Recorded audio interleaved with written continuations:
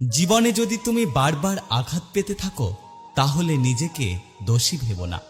একটা কথা মনে রেখো, যে গাছের ফল যত মিষ্টি সেই গাছের সবাই পাথর ছোড়ে। সম্পর্ক কখনো দূরত্বের কারণে শেষ হয় না।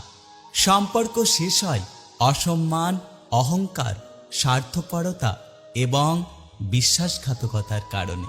একটা কথা কি জানো তো, কেউ ব্যস্ত নয়। যার তোমাকে যতটা প্রয়োজন সে তোমাকে ততটাই গুরুত্ব দেয়। সবাই বলে কাউকে কষ্ট দিয়ে সুখী হতে পারবে না, কিন্তু বাস্তবে যা দেখা যায় আসলে সুখী তারাই যারা অন্যকে বেশি করে কষ্ট দেয়। জীবনে শিখতে হয় মাথা নিচু করে, আর জীবনে বাঁচতে হয় মাথা উঁচু করে।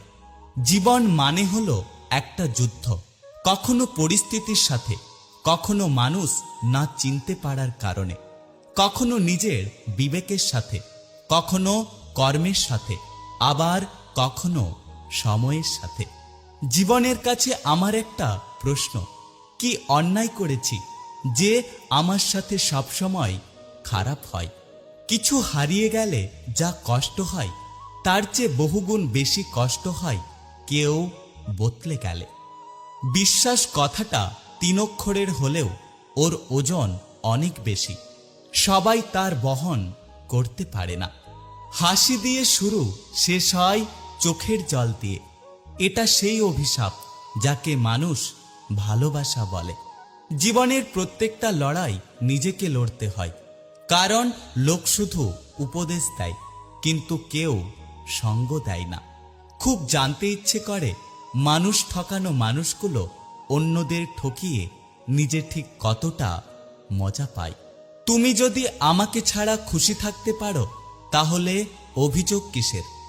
আর আমি যদি খুশিটা দিতে না পারি তাহলে ভালোবাসা কিসের? আমাকে যারা স্বার্থপর বলে, কখনো নিজেদের জিজ্ঞাসা করেছ বিনা স্বার্থে আমাকে কখনো মনে পড়েছে কিনা? সহ্য করতে করতে ধৈর্য হারিয়ে ফেলেছি, তবুও মনকে বুঝিয়ে যাচ্ছি, আজ না হলে কাল একদিন সব ঠিক হয়ে যাবে। স্বার্থপর মানুষগুলো কখনো নিজের স্বার্থ ছাড়া অন্যের কথা চিন্তা করে না।